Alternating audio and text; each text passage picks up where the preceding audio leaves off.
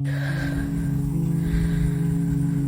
want to introduce you guys to my daughter. Her name is April Holt, an amazing mom of a child 7 and 11. Here she is when I come to visit her, because it's where she is. I no longer get to go to her house.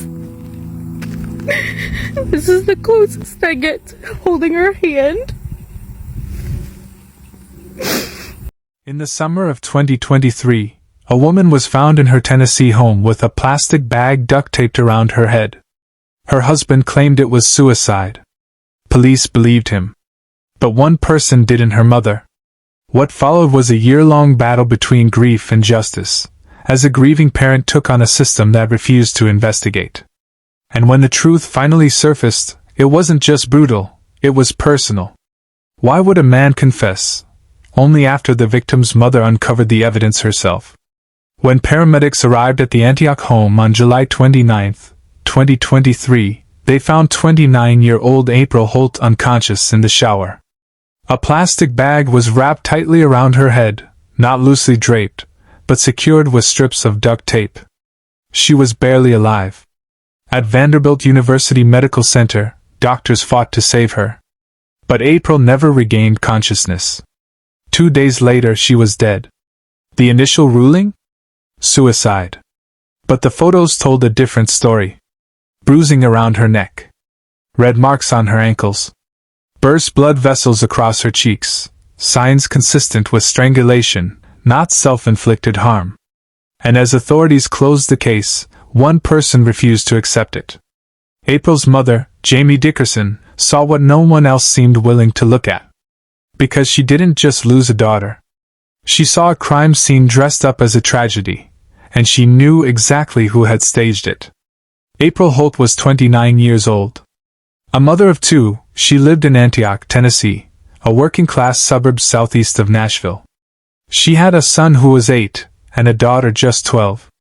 By all outward appearances, April was like anyone else. She posted happy photos, went to work, tried to create a stable home. She was quiet, but close to her mother. She loved animals. She tried to keep peace in her household, even when there wasn't any. But her relationship with Donovan Holt, her husband, had a history. April had tried to leave him before. According to her mother, it wasn't the first time she'd brought up divorce, but it was the first time she followed through. 2 weeks before her death, she made a decision. April had asked Donovan for a divorce. She told her mother she was serious this time. She wasn't acting impulsively. She was planning. Preparing. Trying to exit carefully, and with her kids. You give my life color, give my life color. Then, just days later, she was dead. Her mother never believed it was a coincidence. Because April didn't sound hopeless in her final days, she sounded determined. On the morning of July 29, 2023, a 911 call came from a home in Antioch, Tennessee. The caller was Donovan Holt. His wife, April, he said, had tried to take her own life. He told dispatchers he'd found her unresponsive in the shower, a plastic bag over her head. When first responders arrived, April was unconscious but still breathing. A plastic bag had been placed over her head and sealed with duct tape. Not once. Not haphazardly. Multiple strips secured it in place. She was rushed to Vanderbilt University Medical Center in critical condition. She would remain on life support for 2 days before dying from her injuries on July 31st. The official cause of death was initially listed as suicide by suffocation. But from the beginning, the details didn't sit right. Her mother, Jamie Dickerson, was among the first to question it. I'm making this post to make people aware of the situation that we have at hand, let people come up with their own conclusions, since many people think that my actions might be unjustified. However, this is my child and I'm going to fight for justice for her. Her name is April Holt. On July 28th, she woke up, drank her coffee, journaled as usual, enjoying her peaceful morning, hugged and kissed her 7-year-old son, Denzel, and her husband then went into the bathroom and began to argue and fight. When she saw her daughter in the hospital, the injuries were unmistakable. April had bruising around her neck and ankles. She had petechiae, broken blood vessels in her eyes and cheeks, a physical sign more consistent with manual asphyxiation than self-inflicted suffocation. There was no suicide note. No forensic evidence of a struggle in the bathroom. But there was something else missing too: investigative pressure. According to April's family, law enforcement didn't treat the scene like a crime scene. Donovan wasn't detained or interrogated. No search warrants were issued immediately. The scene looked staged. But no one seemed willing to call it what it was.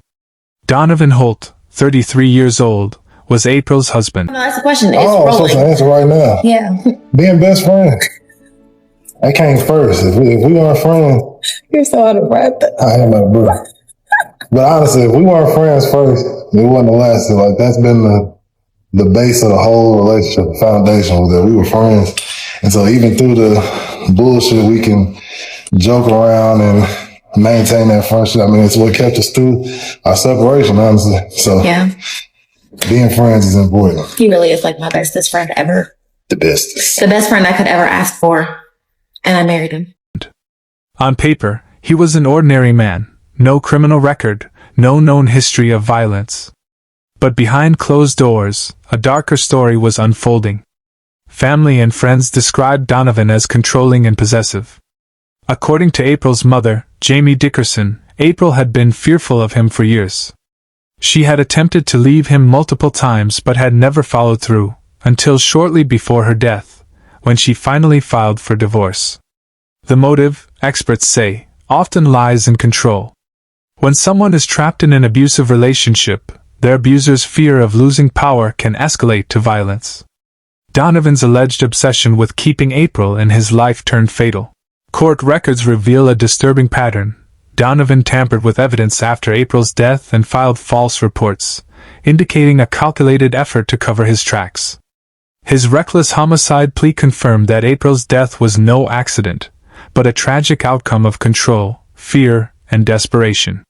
The police had ruled April Holt's death a suicide, closing the case early on.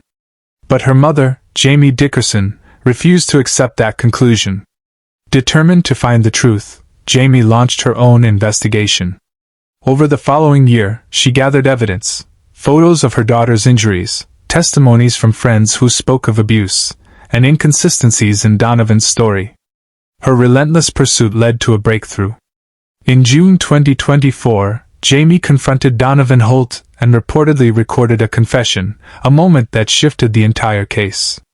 Armed with this new evidence, prosecutors reopened the investigation. In November 2024, Donovan pleaded guilty to reckless homicide, tampering with evidence, and false reporting. What began as a dismissed tragedy became a conviction, but only because a mother refused to let her daughter's story end in silence. In February 2025, Donovan Holt was sentenced to 2 years in prison, followed by 8 years of community corrections. A sentence some saw as light for a life lost. April's children are now being raised by her mother, Jamie Dickerson, who has become an advocate for victims of domestic violence. Her fight revealed the cracks in a system too quick to accept the first story told. Yet questions remain. Why did it take a grieving mother's persistence to uncover what should have been obvious? How many other cases are dismissed too soon?